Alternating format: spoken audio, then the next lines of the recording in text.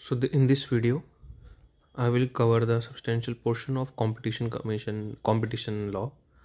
देखिए competition law में हमने अभी तक पढ़ा है अब्यूज़ ऑफ डोमिनेंट पोजीशन, हमने पढ़ा है अब्यूज़ ऑफ डोमिनेंट पोजीशन, हमने जाना एंटी कॉम्पिटिटिव एग्रीमेंट्स, और हमने पढ़े थे सेक्शन 7 to 17 ए, जिसमें कमीशन के बारे में था। कमीशन कैसे इस्टेब्लिश होती है, कौन कौन उसमें एलिजिबल होता है, क्योंकि सेक्शन 17 तक, 7 to 17, नॉट 17 है ना। हमने कुछ डेफिनेशन क्लॉसेस देखे थे। अब मैं आ रहा हूँ सेक्शन 18 से स्टार्ट कर रहा हूँ रीडिंग। देखिए अभी एक और टॉपिक है कॉम्बिनेशंस का, जिसके लिए मैं सेपरेट वीडियो निकालूंगा और पूरा इसको शायद मैं एंड में इसको मैं एंड में ही कवर करूँगा। ये थोड़ा सा टेक्निकल है ये, और इस पर मैं अगर अभी ध्यान देने लगूँगा तो इसमें काफ़ी टाइम जाएगा। तो उसको अच्छे से समझाने के लिए मैं एंड में इसकी एक वीडियो अपलोड करूँगा। फ़िलहाल हम बाकी पोर्शन कवर करते हैं ताकि हमारा 90% पोर्शन कवर हो जाए, और जो 10% पोर्शन है कॉम्बिनेशन या कुछ डेफिनेशन क्लॉज वगैरह कुछ भी अगर रहता है तो वो हम एंड में कवर करेंगे। इसके वजह से हम अभी नहीं रुक रहे और हम अपना 90% एक्ट कवर करने की पहले कोशिश करते हैं। ठीक है, मैं स्टार्ट कर रहा हूँ सेक्शन 18 से, functions and duties of commission. तो कमीशन जो है, कंपटीशन कमीशन जो इस्टेब्लिश हुआ था, जिसके बारे में हमने सेक्शन 7 to 17 के अंदर पढ़ा था। अब हम देख रहे हैं कि उनकी ड्यूटीज़ क्या हैं, क्या क्या उनके रोल हैं जो उनको निभाने हैं। देखिए, it shall be the duty of commission to eliminate practices having adverse affect on competition, promote competition, interest of consumer, ensure freedom of trade carried on by other participants in market. यही इसका preamble था, यही इसका objective था कि market में competition को promote करा जाए, एडवर्स प्रैक्टिसेस को एलिमिनेट किया जाए। तो यही कमीशन का काम है। प्रोवाइडेड दैट कमीशन में for the purpose of discharging its duties और performing its functions enter into an memorandum और arrangement with the prior approval of central government with agency of foreign country. कहने का मतलब ये है कि कमीशन, कंपटीशन कमीशन को लगता है कि हमें कुछ और मेमोरेंडम में होता है ना, कई बार न्यूज़ आती है commission entered with the enter into MOU with some foreign agencies, ताकि वो अपने रोल को और अच्छे डिस्चार्ज कर सकें, उनको और भी नई चीज़ें, नई एवेन्यूज़ एक्सप्लोर कर सकें। तो अगर वो फॉरेन कंट्री की किसी एजेंसी के साथ चाहते हैं मेमोरेंडम या एग्रीमेंट में एंटर होना, तो बहुत ऑब्वियस सी बात है, सेंट्रल गवर्नमेंट की परमिशन लेनी पड़ेगी। ठीक है, ये प्रीलिम्स में दीजिए, ध्यान रखिएगा। जो इंपॉर्टेंट है वो मैं हाईलाइट कर दूंगा, बाकी हम रीडिंग पूरी करेंगे, वो हम मिस नहीं करेंगे। ठीक है, commission, memorandum, foreign country, central government, ये कीवर्ड्स हैं। सेंट्रल गवर्नमेंट की इसमें प्रायर अप्रूवल चाहिए। फर्दर द कमीशन में for discharging its duties enter into memorandum, same बात लिखी है, विद एनी स्टैट्यूटरी अथॉरिटी और डिपार्टमेंट ऑफ गवर्नमेंट। मतलब वो कमीशन चाहे तो फॉरेन वालों के साथ भी एंटर कर सकती है, या अपनी जो गवर्नमेंट या कोई स्टैट्यूटरी अथॉरिटी है उनके साथ भी एंटर कर सकती है। लेकिन फॉरेन के साथ एंटर कर रही है तो सेंट्रल गवर्नमेंट की प्रायर अप्रूवल चाहिए। ठीक है, inquiry into certain agreements and domination of enterprise, ये वैसे हम डिस्कस कर चुके हैं जब हमने एंटी कॉम्पिटिटिव एग्रीमेंट और डोमिनेंट पोजीशन अब्यूज़ पढ़ा था। फिर भी मैं वो फिर से हम रीड कर लेते हैं, रिवाइज हो जाएगा। कमीशन में inquire into allege contravention of provisions, section 3 था एंटी कॉम्पिटिटिव एग्रीमेंट, 4 था अब्यूज़ ऑफ डोमिनेंट पोजीशन। तो जब भी उससे रिलेटेड कोई भी सवाल आता है तो वो इंक्वायरी कर सकते हैं, या तो सुओ मोटो इंक्वायरी कर सकते हैं, या कोई इन्फॉर्मेंट दे दे तब कर सकते हैं, या कोई रेफरेंस है गवर्नमेंट से या किसी अथॉरिटी से। जैसे होता है ना CRPC में वगैरह में पढ़ते हैं कि कॉग्निजेंस ले सकती है कोर्ट, सुओ मोटो कॉग्निजेंस ले सकती है, इन्फॉर्मेशन के थ्रू ले सकती है, चार्जशीट के थ्रू ले सकती है। ऐसे यहाँ पे रिसिप्ट ऑफ इन्फॉर्मेशन, यहाँ पे मतलब ये अलग है, ये वो क्रिमिनल लॉ है, ये तो वो मैंने ऐसे ये बता दिया आपको। इसमें क्या है कि इंक्वायरी अगर करने हैं वो सेक्शन 3 और 4 से रिलेटेड कोई भी है तो सुओ मोटो कर सकते हैं, ओन मोशन, और receipt of an information. Fees वगैरह देनी पड़ती है आपको, accompanied by fees. Any reference made to it by central government, state government और स्टैट्यूटरी अथॉरिटी। ठीक है, प्रोवाइजो, ये इंपॉर्टेंट है, provided that commission shall not entertain an information और रेफरेंस। देखिए सो मोटो की बात नहीं लिखी क्योंकि उसमें कोई टाइम लिमिट आप बांध नहीं सकते। कमीशन के पास कोई इन्फॉर्मेशन या रेफरेंस आनी है तो 3 साल का पीरियड ऑफ लिमिटेशन है, जिस दिन कॉज ऑफ एक्शन अराइज हुआ है उससे।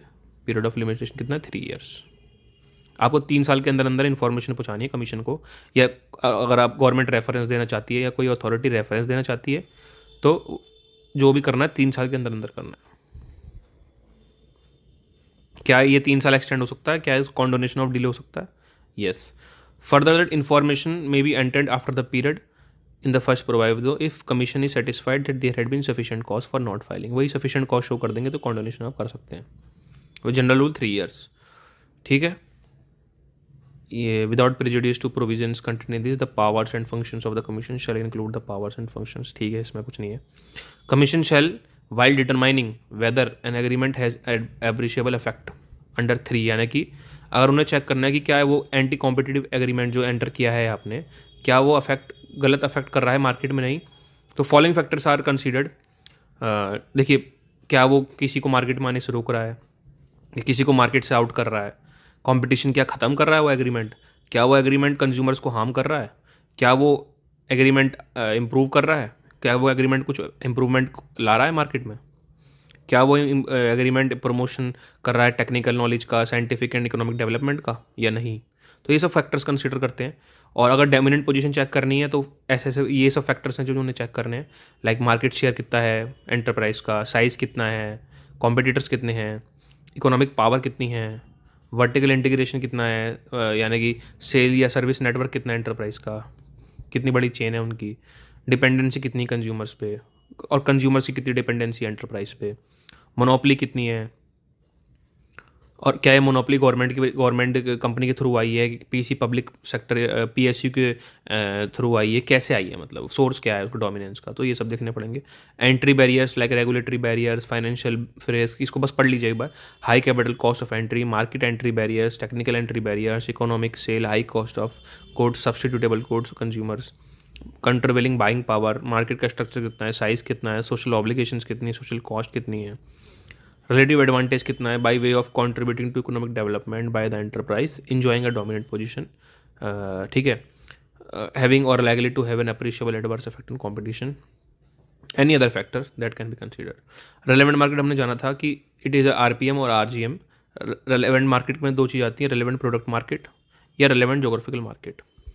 ठीक है, तो वही कंसीडर करिए कंपटीशन कमीशन कि क्योंकि मार्केट कंटेक्स्ट देखना पड़ेगा ना, किस मार्केट के कंटेक्स्ट में आप मार्केट जब डिसाइड कर लेंगे तभी तो आप इंक्वायरी अपने अच्छे से कर पाएंगे ना, कि वो अफेक्ट एक्चुअली कर किसको रहा है और किस गुड्स को अफेक्ट कर रहा है वो, किस कितने, ठीक है, किस जो प्रोडक्ट है वो कौन से हैं उस एंटरप्राइज के, क्या जोग्राफी यानी क्या मार्केट साइज़ है, क्या नंबर ऑफ प्रोडक्ट्स हैं, किस टाइप के प्रोडक्ट्स पे अफेक्ट कर रहा है। तो ये सब, फॉर एग्जांपल डीएलएफ गुड़गांव का केस था एक, जहाँ पे एलिगेशंस थी कि जो डीएलएफ है वो अपनी जो बिल्डिंग्स होती हैं, जो डीएलएफ जो हाई राइज बिल्डिंग बनाता है, लग्जरियस बिल्डिंग्स बिल्ड करता है, वो अपनी पोजीशन एब्यूज़ कर रहा है। तो उसमें कंपटीशन कमीशन ने कहा था रेलेवेंट प्रोडक्ट मार्केट, आपको इस एग्जांपल समझ में आएगा। उन्होंने कहा था कि इस केस में रेलेवेंट जोग्राफिकल मार्केट है गुड़गांव, और रेलेवेंट प्रोडक्ट मार्केट है हाई राइज या हाई एंड बिल्डिंग्स, लग्जरियस वाली, जो हाई क्लास पीपल जो बहुत वो ही अफोर्ड कर सकते हैं। तो ये ऐसे मार्केट कंसिडर करता है कंपटीशन कमीशन। ठीक है, बस ये एग्जांपल समझ में तो कुछ हद तक आ गया होगा। और देखिए रेलेवेंट जोग्राफिकल मार्केट डिसाइड करने के भी दे रखे हैं उन्होंने, due regards to trade barriers, transportation cost, local specification, इनको बस पढ़ लीजिए एक बार। National procurement policies, distribution facilities, language, consumer preferences, need for secure और regular supply of rapid size services, characteristics of good क्या है, cost associated with switching supply और डिमांड अदर एरियाज। ठीक है, commission shall while determining RPM have due regard to price of goods, characteristics of goods, and use of goods, consumer preferences, exclusion in house production, existence of specialized producers, classification of industry products, cost, categories of customers। इनको बस पढ़ लीजिए एक बार, mind में बस रहना चाहिए कि हाँ ऐसा कुछ है। Inquiry into combination by commission, ये कॉम्बिनेशन मैंने बताया था लास्ट में करेंगे। तो जब हम सेक्शन 5 पढ़ेंगे कॉम्बिनेशन का सेक्शन जो है, तो उसी से जो भी एसोसिएटेड सेक्शंस हैं 5 हो गया, 20 हो गया, 29, 31, 32, ये हम सेपरेटली करेंगे सिर्फ कॉम्बिनेशंस के लिए समझने के लिए उन्हें। रेफरेंस की अब एक सेक्शन है रेफरेंस का, ये इंपॉर्टेंट सेक्शन है। देखिए रेफरेंस मतलब होता है जब भी आप कुछ डाउट आता है तो आप कहीं रेफ़र कर देते हैं ना, आपको कोई किताब में डाउट आता है तो आप दूसरी किताब रेफ़र करते हैं। ऐसे ही किसी को अगर डाउट आता है तो वो कमीशन को रेफ़र कर सकता है ताकि उनको अपने सवाल का जवाब मिल सके।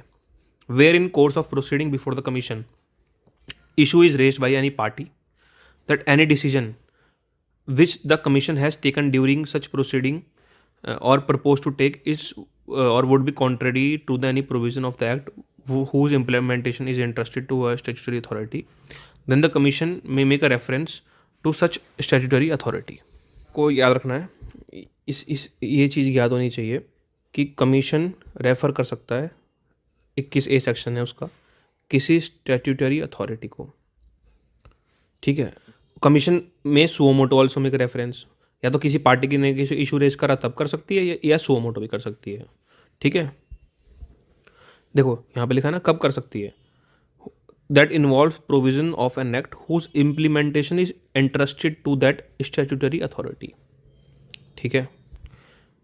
कोई और स्टैट्यूटरी अथॉरिटी है वो उस क्वेश्चन से डील कर रही है, तो एक कमीशन और उनको इंटरेस्ट किया गया है कि आपको इस क्वेश्चन से डील करना है, तो कमीशन फिर उनको रेफ़र कर देगी कि जी आप ही बताओ इसका जवाब, हमसे नहीं हो पा रहा, ठीक है। तो ये 21 में, बस ये 21 इंपॉर्टेंट इसलिए क्योंकि इसमें रेफरेंस का प्रोविज़न है।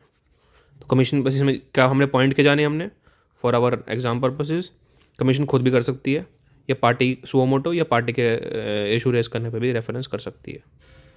देखिए अब वो जिसको रेफ़र किया गया वो क्या करेगा, वो ऑब्वियसली अपना ओपिनियन देगा। On making a reference the statutory authority shall give its opinion within 60 days, ये इंपॉर्टेंट है, within 60 days of receipt of such reference the commission to the commission which shall consider the opinion of the authority and thereafter give its finding recording reason, ठीक है। बस ये हमें point याद रखने, क्या reference suo motu या parties के इशू रेज करने पे, और रेफरेंस जो आपको देना है ओपिनियन कितने दिन में देना है, 60 डेज में। ओपिनियन कौन देगा, वो अथॉरिटी देगी, ध्यान रखना कमीशन नहीं दे रही यहाँ पे opinion, that specific statutory authority दे रही है, तो वो कितने दिन में स्टैट्यूटरी अथॉरिटी 60 डेज में ओपिनियन देगी रेफरेंस का, ठीक है। बस ये meeting of commission shall meet at such time at such places and shall observe rules of procedure, ठीक है, as provide by regulations. Chairperson is for any reason is unable to attend the meeting, senior most member preside करेगा, ठीक है। Chairman और member होते हैं, इसमें हमने पढ़ा था एक पुराने लेक्चर में अपने, तो चेयरमैन अगर नहीं आ पा रहे हैं तो जो मेंबर्स में भी जो सीनियर मोस्ट है वो प्रिसाइड कर लेंगे, और मेजॉरिटी होगा प्रेजेंट इन वोटिंग, ठीक है, कॉमन सेंस की बात है बहुत। और कोरम कितना होगा, 3, मतलब 3 मेंबर तो एटलीस्ट चाहिए आपको मीटिंग चलाने के लिए। तो ये सब ऑब्जेक्टिव क्वेश्चंस हैं, इसलिए हमें ये याद रखने हैं। 3 मेंबर्स का कोरम है और एंड वोटिंग, ठीक है, प्रेजेंट एंड वोटिंग। 26 पे आते हैं अपने प्रोसीजर फॉर इंक्वायरी। देखिए इंक्वायरी 19 में पढ़ा था ना हमने, क्या पढ़ा था 19 में कि डोमिनेंट पोजीशन है या एंटी कॉम्पिटिटिव एग्रीमेंट्स है कि आपके क्या फैक्टर्स कंसीडर कर सकते हैं। तो on receipt of a reference from the, और मैंने ये भी बताया था 19 में कैसे जाएगी, मैंने CRPC वाला एग्जांपल दिया था। 19 में तो पार्टी कोई इन्फॉर्म कर सकती है कोई कि जी ऐसे ऐसे ये अब्यूज़ ऑफ डोमिनेंट पोजीशन हो रहा है, या competitive agreement anti competitive agreement है, या वो सुओ मोटो कर सकती है। तीसरा एक पॉइंट और था, क्या था वो, रेफरेंस के थ्रू इधर गवर्नमेंट भी रेफ़र कर सकती है कंपटीशन कमीशन को कि प्लीज़ यहाँ पे ध्यान दीजिए ये डोमिनेंट पोजीशन का अब्यूज़ कर रही है, ठीक है। तो ये जो सेक्शन है ये पर्टिकुलर है रेफरेंस से related. On receipt of reference from central government, state government और अथॉरिटी, ये सेक्शन 19 में लिखा था ना। और ऑन इट्स ओन नॉलेज या सो मोटो भी कर सकते यार इन्फॉर्मेशन। तो 26 में जो है इसमें तीनों 19 का ये रेड विद 19 है कि जब उनके पास ऐसी ऐसी इन्फॉर्मेशन आती है कि कोई पर्टिकुलर कंपनी एंटरप्राइजेज अब्यूज़ कर रही है या एंटी कॉम्पिटिटिव एग्रीमेंट में एंटर कर रही है, तो क्या प्रोसीजर है। If the commission is of opinion that there exist a prima facie case, अगर उनको लगता है कि हाँ भाई प्राइमा फेसी केस है, बन रहा है, तो वो क्या करेगी, डायरेक्टर जनरल जो है उसको कहेगी जाओ इन्वेस्टिगेशन करो। डायरेक्टर जनरल भी हमने पढ़ा था सेक्शन 70 to 17 जब पढ़ रहे थे हम। तो क्या है, प्राइमा इन्वेस्टिगेशन करो, डीजी से बोलेगी, क्या बोलेगी, प्राइमा फेसी केस है, तो डीजी से कहेगी जाओ आप इन्वेस्टिगेट करो क्या मामला है।